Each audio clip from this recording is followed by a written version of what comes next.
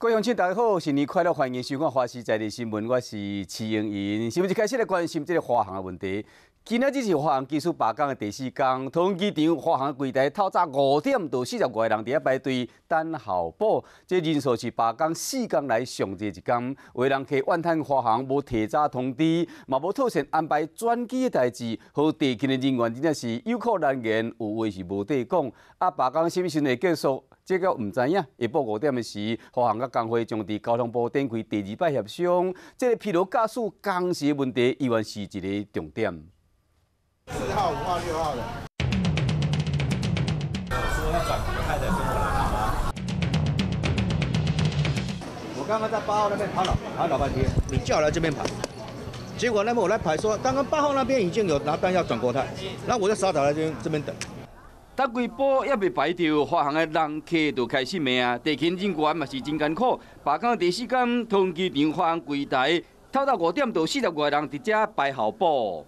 像这种状况，怎么知道说取消了？不知道嘞，完全没通知啊！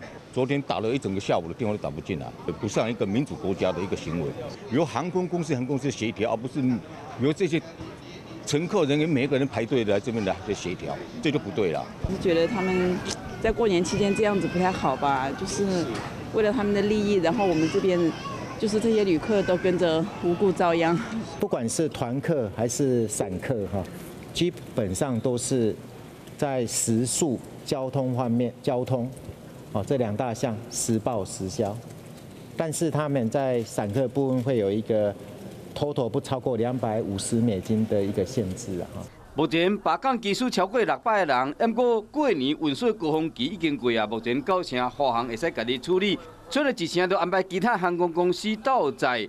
什么时阵罢工会结束？华航甲技术工会下晡5点将伫交通部展开第2摆协商。